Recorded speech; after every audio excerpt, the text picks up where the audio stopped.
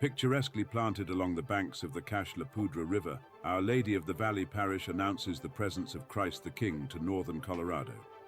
Where once thrived the lowly sugar beet, in one of the fastest growing parts of the Archdiocese of Denver, today, hearts come alive in Our Blessed Lady's company.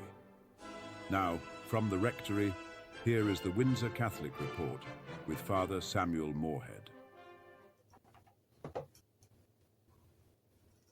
Greetings, this is Father Sam. Welcome back to the Rectory here at Our Lady of the Valley for another Windsor Catholic Report. It's good to have you with me. This weekend we would be celebrating the 31st Sunday in Ordinary Time, but instead we're celebrating the commemoration of all the faithful departed, better known as All Souls Day.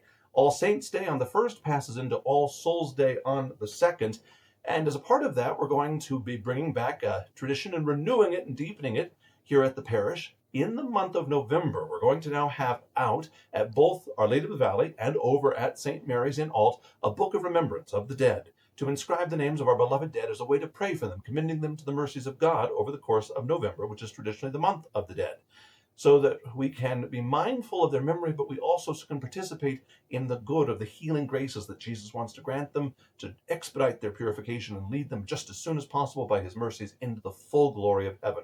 So we celebrate all the saints in glory on the 1st, but we recall that all of our beloved dead need our prayers, and that's the point of All Souls Day. And in the month of November, we have a way tangibly to be a part of that. So as the books get put out, please put down your family members and friends' names so that we can recall those who have died and entrust them to the mercies of Jesus.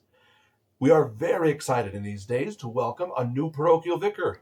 Father Michael Tran has arrived. He's moved in here at the Rectory. He has also started with daily masses. He'll be hearing confessions and doing Sunday masses this weekend over at not only Our Lady of the Valley, but also St. Mary's in Ault.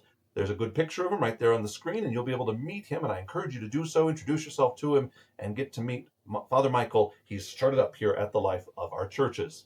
This weekend, we've got a lot of great things coming from the Knights of Columbus. First and foremost, it's pancake breakfast on Sunday mornings after the first two masses.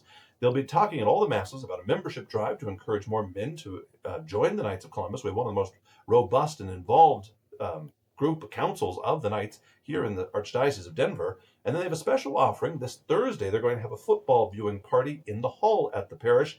And there will be more information about that in the bulletin and on Flock Notes. So you can come for that and have a moment of fraternity and a fellowship of gathering with other faithful as we have that later in the week. Speaking of things to get involved in, we've got some works of charity right in front of us here at the parish. The food pantry collection will be going on this weekend. They put out their needs last week for the food items they need. They'll be collecting them this weekend.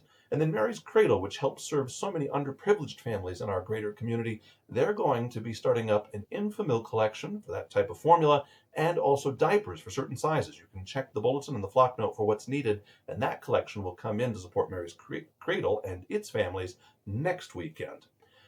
Next weekend, we will also see a seminarian with us. Andrew Cunningham's his name, and he's going to be speaking on behalf of St. John Vianney Theological Seminary, which with Redemptorist Modern Missionary Seminary are two seminaries for the Archdiocese of Denver. Every November, they send seminarians out to the parish to speak to the parishes and to fundraise for the next year. So that seminarian will be with us next week and to talk about this, and I encourage you to be warmly welcoming to him as he comes to be with us. On Wednesday, that will be my next Rodix class, talking about Catholic culture, history, and its formation. That will be the only one for the month of November because I still have to make an annual silent retreat, and I want to see my sister on a time of vacation as well before Thanksgiving. So we'll meet just this first Wednesday evening of the month of November, and then we won't meet again until the first Wednesday of December. I'm sorry for that big lag, but I've got to go on retreat.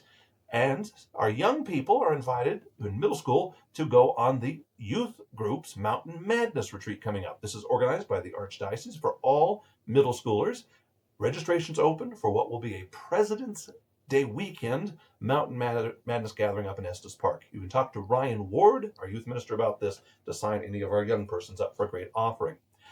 And this is the time of the year in which we consider the four final things: death, judgment, heaven, and hell. Our mortality is in front of us, and so as we're considering the weight of time, well, a good reminder for you, it's time to turn the clocks back. This weekend, we see the end of daylight saving time and the resumption of standard time. So before you go to bed, or if you're really on the the nose, you can do it at 2 a.m. We turn the clocks back, so we're on time to Mass on Sunday. But with all of that considered, I hope you have a wonderful weekend, celebrating all the saints in glory, praying for the souls who are in need of our prayers for rest. God bless you and have a wonderful week. I'll look forward to seeing you around the life of the parish very soon.